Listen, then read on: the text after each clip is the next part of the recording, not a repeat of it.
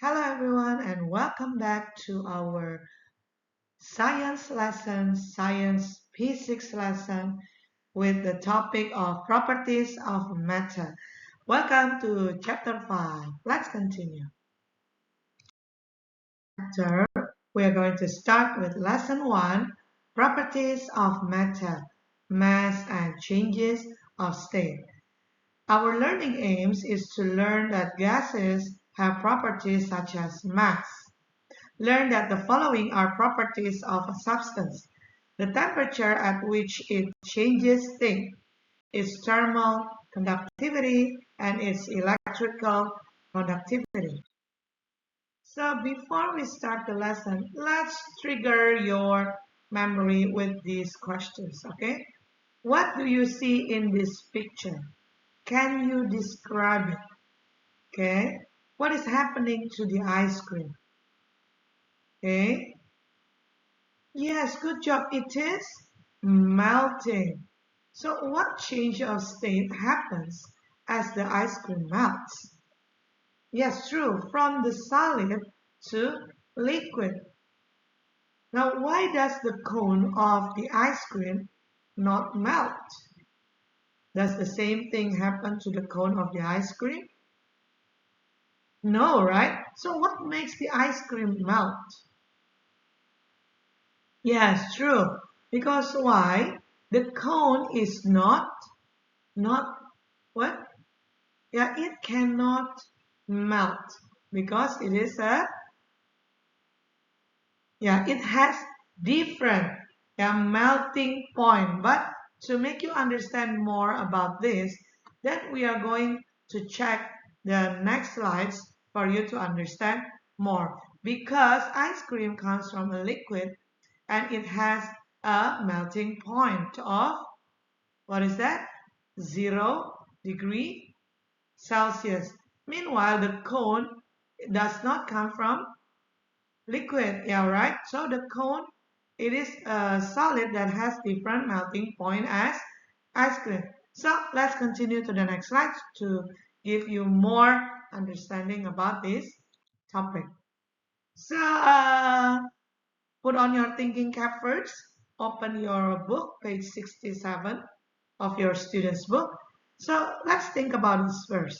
When I blow up a balloon, it becomes bigger. Does it become heavier too? Hmm.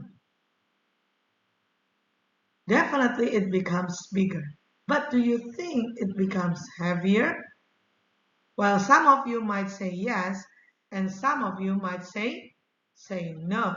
So, to answer that, we will check more slides and please later tell me again what your answer is. Is it true or is it not true? Before we continue, let's check about the main concept. In this picture, you can see 3 balloons on the right. So, what is actually matter? Okay, matter is anything that takes up space and has mass. I believe you have studied this in the previous classes. Okay, how is mass related to matter? Mass is the amount of matter in a substance. The more matter a substance has, the greater its mass will be. What is air made up of? Does air have mass? Air is made up of gases. All matter, including gases, have mass. So air has mass too. Now let's compare in an inflated balloon and a deflated balloon. Do you think they have the same mass? The answer is no. Which has a greater mass? An inflated balloon or a deflated balloon? An inflated balloon. Good job. Because why? The air also has mass. So gas is a state of matter. So substances that are gases have mass too. Hello. Now let's do this activity together. Complete the diagram to show if the inflated or the deflated ball has a greater mass. Okay, let's see. So if you see on the left side, the scale is lower than the right side, which means the left side should be heavier or having greater mass than the right one.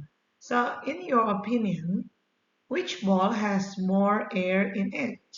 An inflated ball or a deflated ball? Yes, that's true. The inflated ball has more air. And next, the inflated ball is bigger than the deflated ball. So, do you think the inflated ball is heavier too? Yes, definitely. So, in this case, okay, let's see the next question. Which side of the balance goes down? So, we can see the side with the, which one should be heavier? Well, true. The side with the inflated ball should be lower or should be downwards because air has mass and the inflated ball has more air and therefore has a greater mass than the deflated ball. So if you see from this picture, do you think the inflated ball should be on the left or on the right? Good, because it is heavier than the inflated ball, should be on the left. And the deflated ball should be on the right. Very good. Let's talk about the main concept of chapter 5. So before we continue, please open your student book, page 69. Now let's talk about substances. We have to know first that different substances melt at different temperatures. So the temperature at which a substance changes from solid state to liquid state is known as the melting point. The temperature at which a substance changes from liquid state to gaseous state is known as the boiling point. Now, how do substances change from one state of matter to another? Different substances change in state at different temperatures. This is a property of a substance. So, by gaining heat or losing heat, they will change from one state to another state. So, will ice melt if it is taken out of the fridge and kept it in a warm room? What do you think? Yes, of course, it will change. It will melt because why? When you put ice into the room temperature, that means the ice will lose heat and in returns or as an effect, it will melt. Because why? Because it is losing heat. So that's why you have to know one more. Will a block of glass melt if it is kept in a warm room? Remember, if a block of glass, okay, glass. So we know that glass has different melting points. So if you just put it in a warm temperature or in a warm room, the glass will not melt. Even if you pour boiling water, it will not it will not break. Because why? Because it resists, yeah, its melting point is completely different from the water boiling or melting point. So the last one is ice melts at 0 degrees Celsius. Do you think a block of glass melts at the same temperature? What do you think? So the answer will be no, okay? Because we have said, or I have said just now, that glass and water have different melting point. So remember, temperature at which a substance changes from a solid state to the liquid state is known as the melting point. And then the glass melts at a much higher temperature than ice. So, in conclusion, what can we say about the temperature at which different substances change in state? What do you think? So, yes, good job.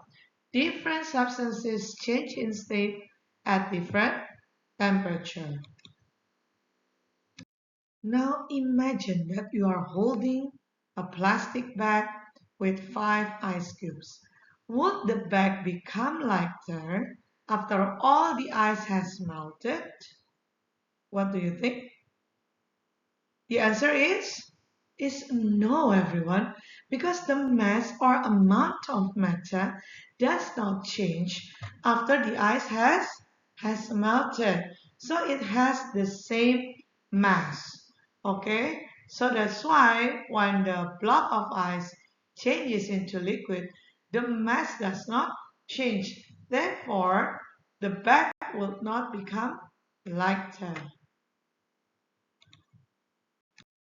Now let's wrap up our lesson 1 with these questions, and let's see if you can answer the questions, okay? Now we can see from the picture that the substance ice has a melting point of 0 degree Celsius. Meanwhile, the glass has a melting point of 1710 degrees Celsius. The silver has a melting point of 962 degrees Celsius. So if all the substances are heated at the same time, which one will change into a liquid first? So we have to see that all of those, okay, have different melting point, with the biggest melting point is the glass. So if one substances are going to be heated at the same time, which one will change into the liquid first? Good job. Yes, the answer will be ice. And what is the next one? The next one is silver. And then what is the next one again? Yes, the next one is the glass, which has the highest melting point of 1710. So the next question, which substances are solids at room temperature of 25 degrees Celsius? See, 25 degrees Celsius. So if you see the ice melt at 0 degree Celsius. So if it is 25 degrees Celsius, that means it has changed into liquid. Meanwhile, the glass and silver has a melting point of much higher than 25 degrees Celsius. Therefore, in 25 degrees Celsius, the glass and silver hasn't or haven't melted. So therefore, the answer of number 2 is glass and silver. Very good. Now, please do your homework by doing the questions 1 and 2 on page 48 of the activity book. Now it's time for us to go and continue to lesson 2, properties of substances, thermal and electrical conductivity. In this chapter, in this lesson 2, we are going to study or learn that the following are properties of a substance: the temperature at which it changes state, its thermal conductivity, and its electrical conductivity. Now, let's see this lesson's trigger. Why is the person in the picture wearing gloves? You see. Okay, see, he is wearing gloves. So definitely, the person is wearing gloves to keep the hands warm. So what type of material do you think the gloves should be made of?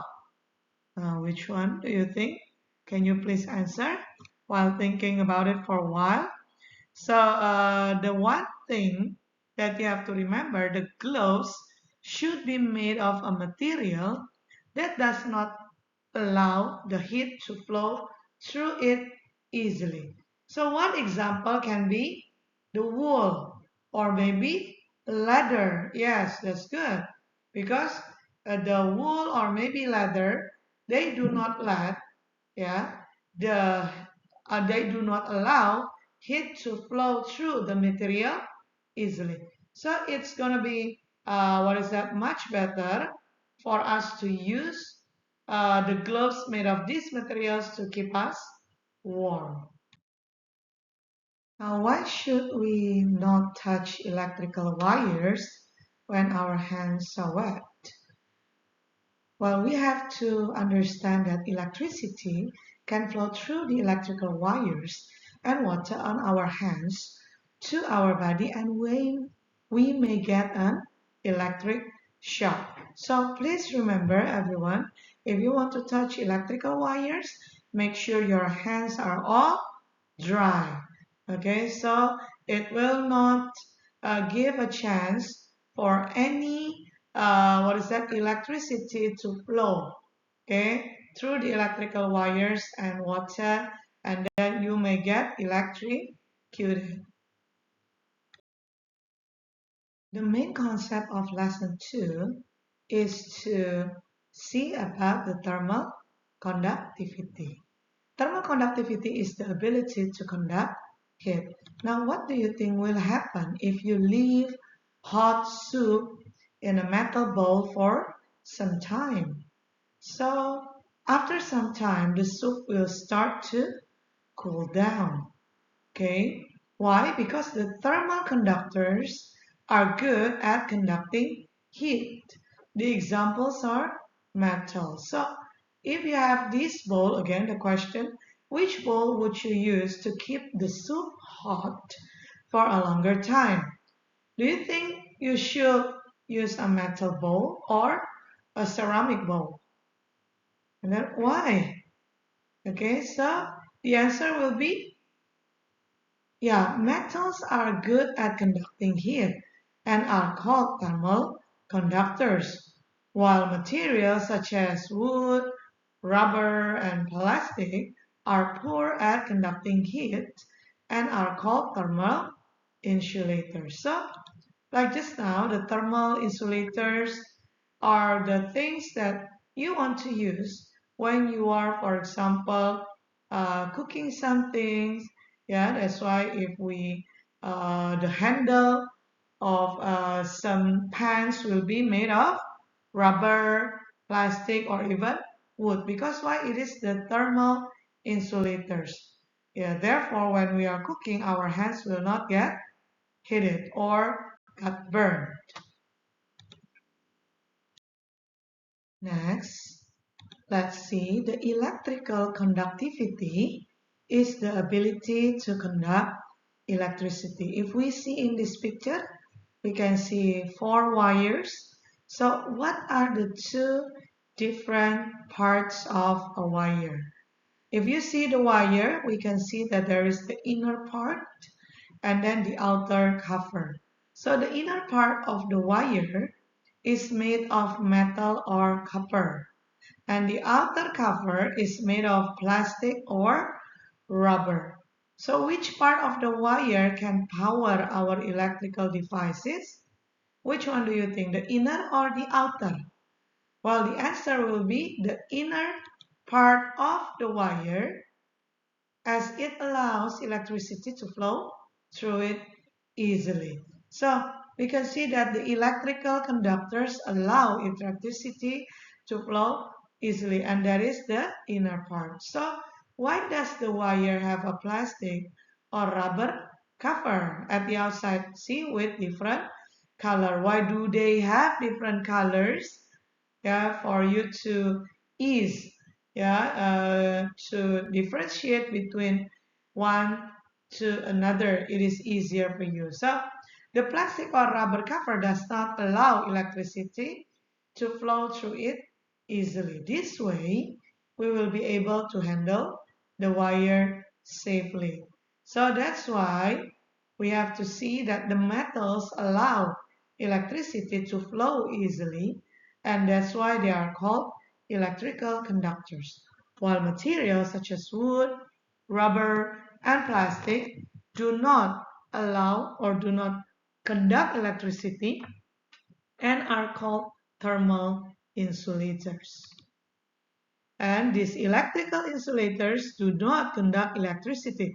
That's why we can hold the outer cover, but we may not hold the inner part. So everybody, you have to understand and don't forget this. Now our activity, let's classify the materials into the correct groups between the electrical conductors and electrical insulators. Now let's see from the first, the electrical conductors.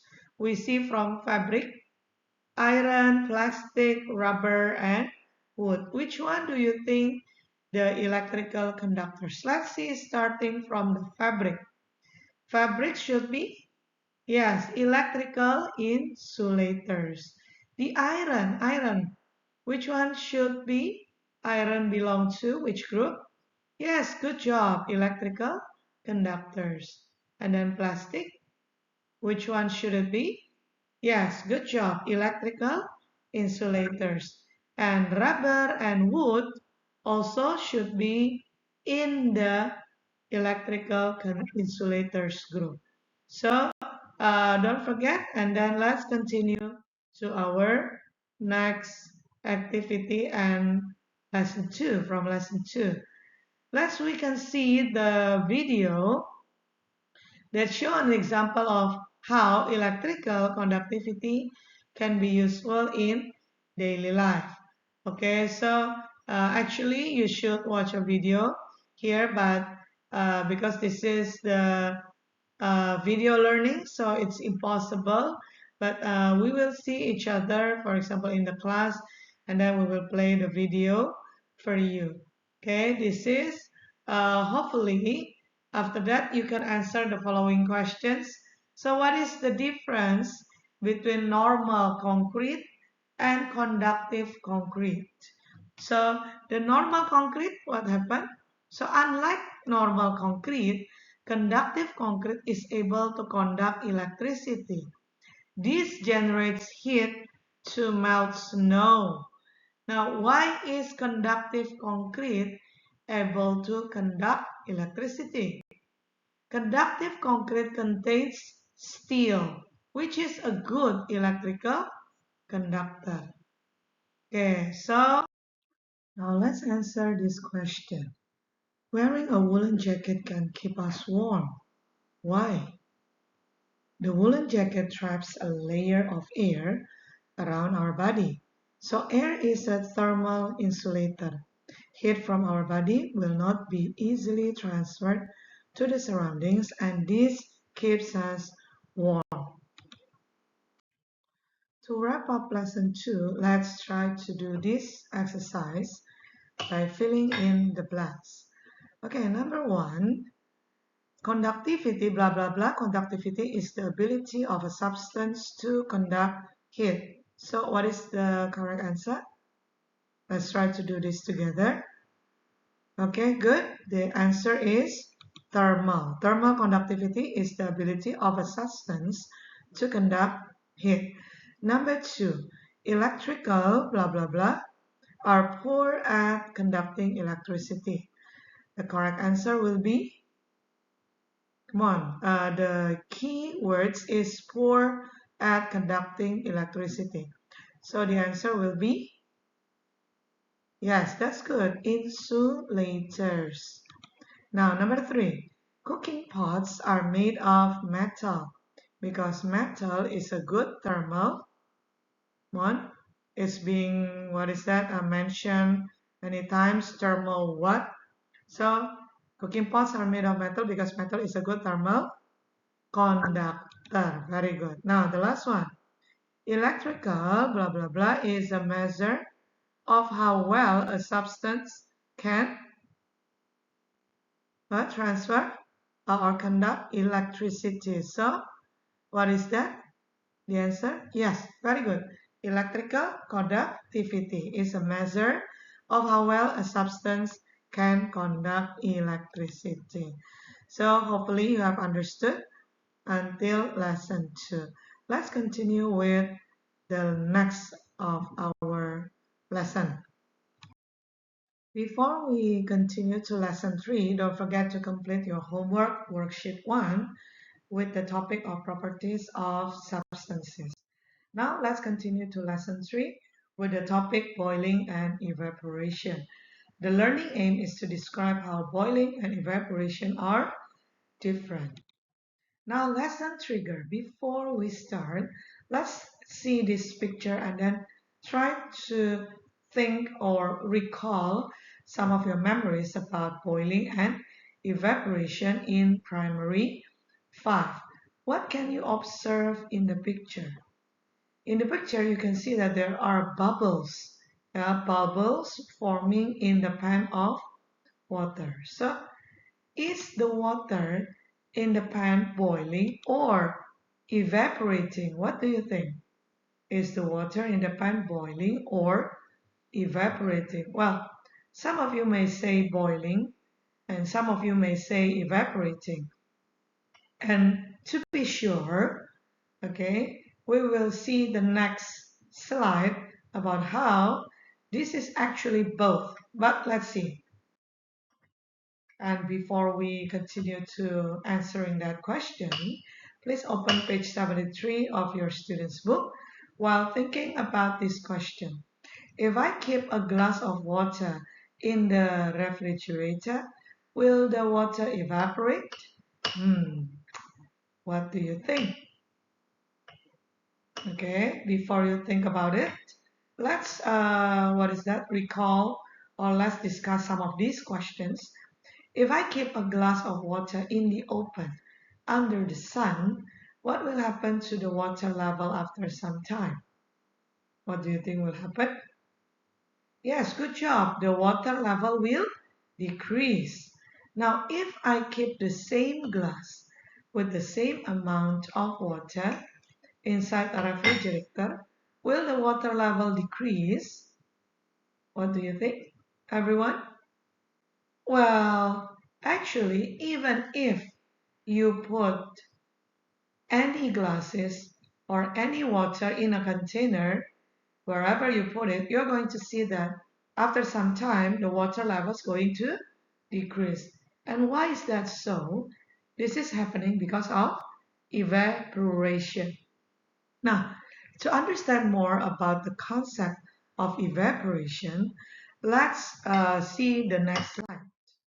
Now, the main concept of our lesson 3 is about the difference between the boiling and evaporation. So, what is actually the differences between boiling and evaporation? Before we discuss it, so let me ask you a question. What happens, do you think, to a liquid when it boils? Okay, the liquid is actually changing its state and becomes a gas.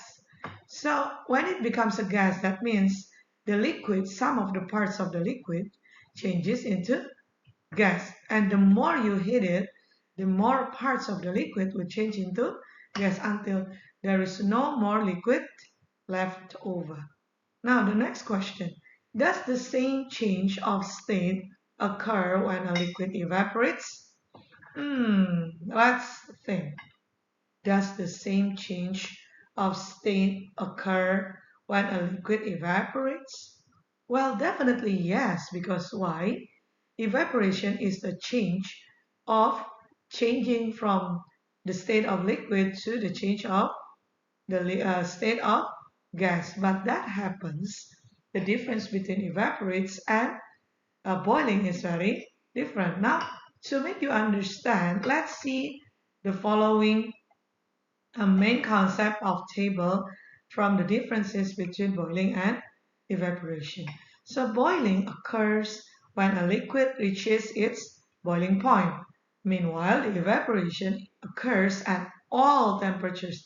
That means wherever you put it, wherever, whenever, it will evaporate. But the difference is the boiling occurs throughout the liquid, but evaporation only occurs at the surface of the liquid. That's why if it is boiling, that means the water will change to gas even quicker because it is occurring throughout the liquid. Meanwhile, the evaporation only occurs at the surface of the liquid. That's why if you leave water in a glass in an open surface, after some time, yes, it will decrease, but it will not be too fast or not as fast as boiling. And in boiling, okay, when it is going to change into gas, bubbles will be formed. Meanwhile, evaporation, no bubbles are going to be formed. And then again, in boiling, it is a fast process, and then evaporation, it is a slow process. Because if you see, it is boiling occurs throughout the liquid. That's why it is a fast process. Now, let me give you one last question before we go to the next slide. Which do you think is a faster process now? Don't peep, then you have to think about it yourself, which is actually a faster process, boiling or evaporation. Yes, what it is? Yes, good job. Yes, the answer is boiling. Now, let's see this picture of our activity where we put the beaker A, yeah, filled with water, and then we put it under the sun. Meanwhile, the other beaker, we put it on top of a tripod stand, okay, and then we are burning the beaker B with heat, okay, using gas burner.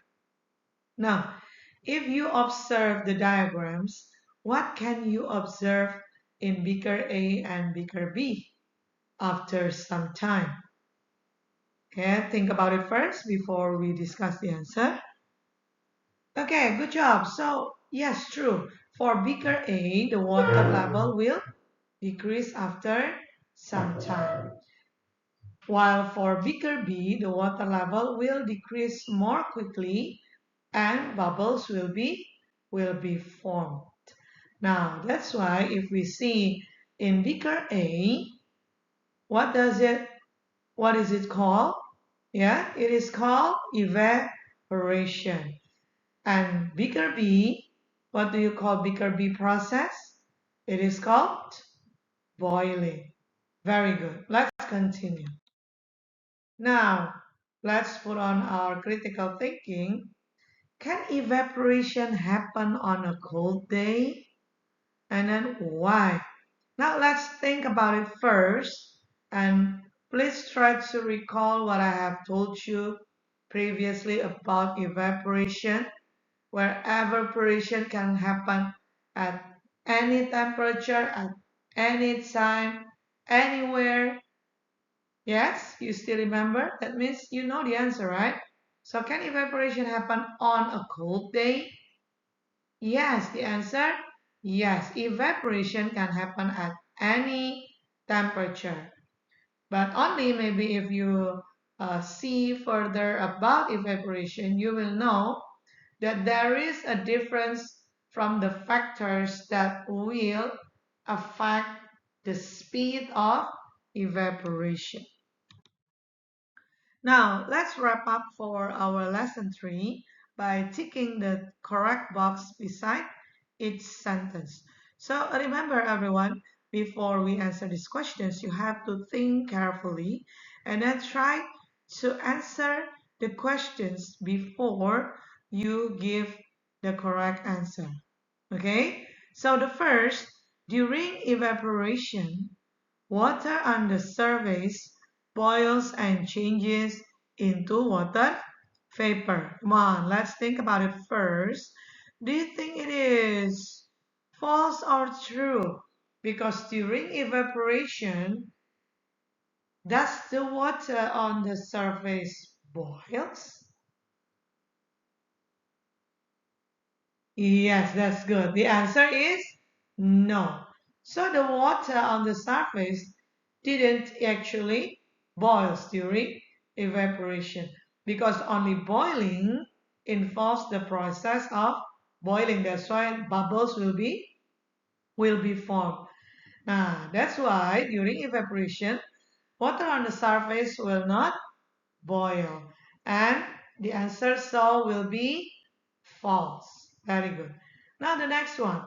Particles of a substance gain heat during both boiling and evaporation. What do you think, everyone? Do you think they will gain heat during both boiling and evaporation? Think about it. Come on, use your logic. Because as you can see, okay, when you study later about the factors that will speed up, yeah, the evaporation rate, that means you will know that if you give more heat, that means the evaporation rate will be faster. So particles of a substance gain heat during both boiling and evaporation. The answer will be true. Very good. Now let's continue. Don't forget to complete your homework, worksheet 2 about boiling and evaporation.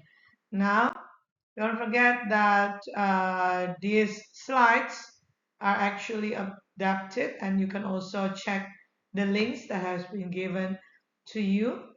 Okay, in this slide, you can check online for you to understand, or even when you want to review some of the topics in this chapter. Thank you very much for joining me in chapter 5. So happy to be able to share with you about the properties of matter. And I'm looking forward to see you again in the next chapter. Goodbye and see you.